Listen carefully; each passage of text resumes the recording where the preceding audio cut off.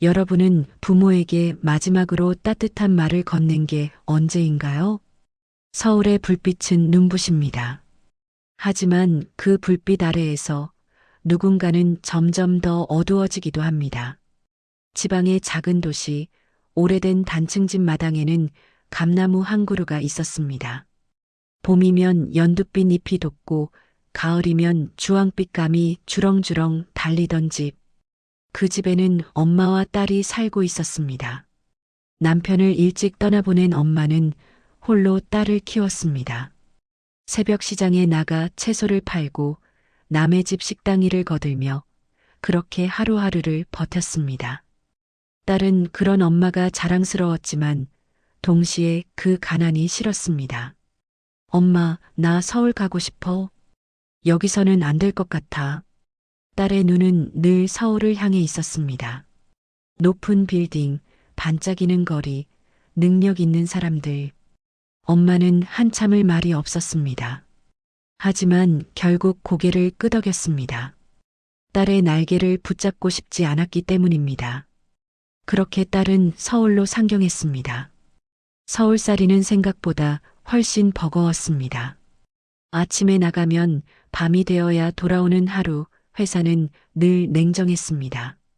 실적은 숫자로 말했고 위로는 없었습니다.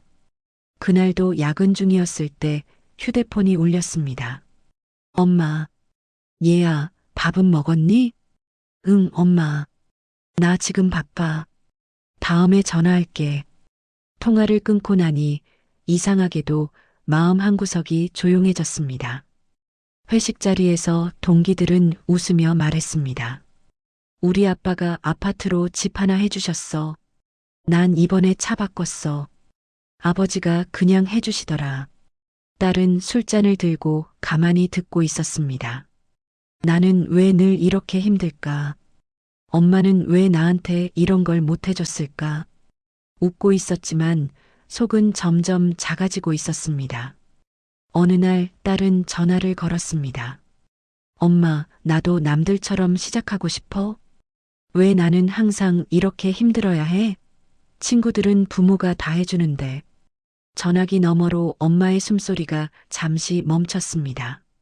그래, 내가 많이 힘들구나. 엄마는 그날 밤 통장을 꺼냈습니다. 수십 년 동안 모은 돈이었습니다.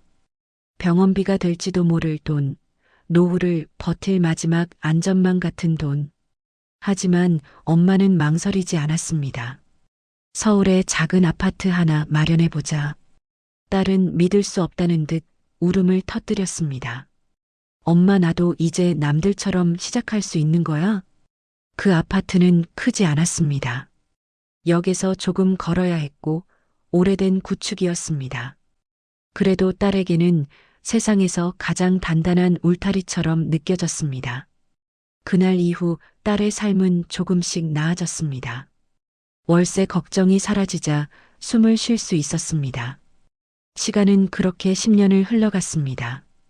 그 사이 승진도 했고 결혼도 했습니다.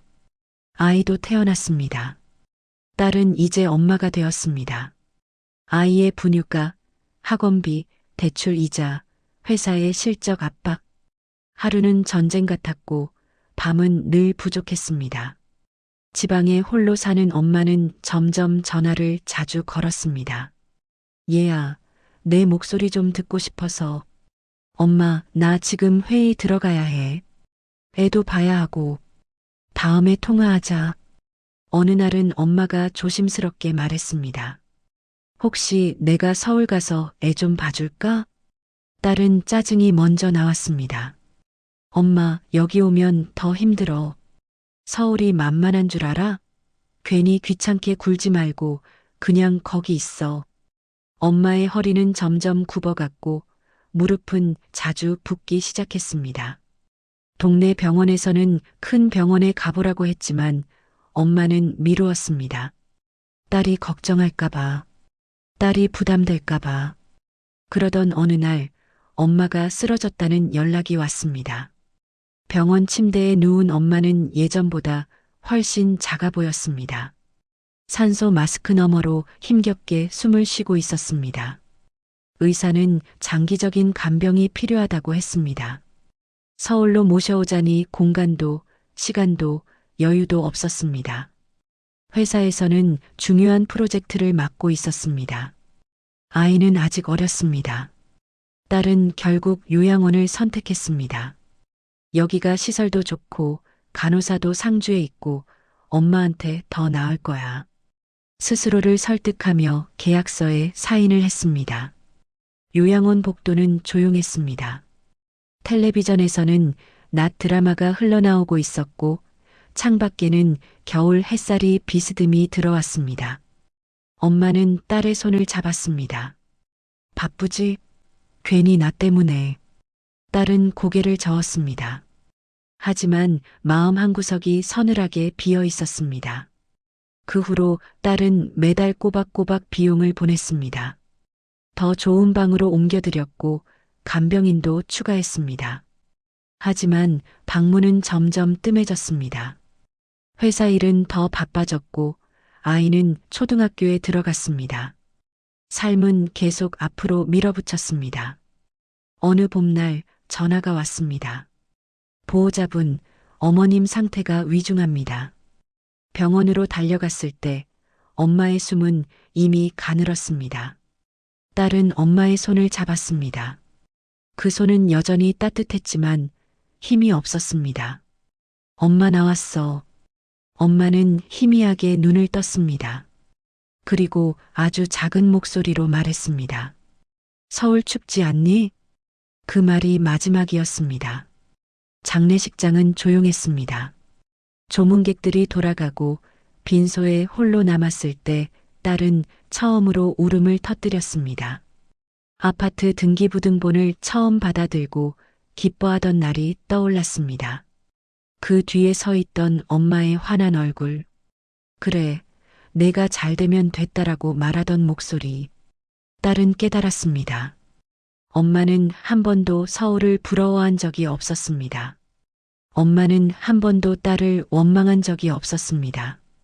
부러워한 건 늘 자신이었고 불평한 것도 자신이었습니다. 아파트 거실 한켠에는 아직도 엄마가 보내준 이불이 있습니다. 아이가 그 이불을 덮고 잠들 때면 딸은 가끔 손으로 그 결을 쓸어봅니다. 따뜻합니다. 여전히 따뜻합니다.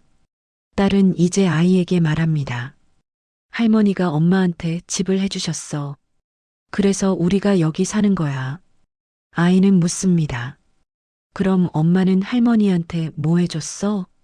그 질문에 딸은 잠시 말을 잇지 못합니다. 서울의 불빛은 여전히 화려합니다.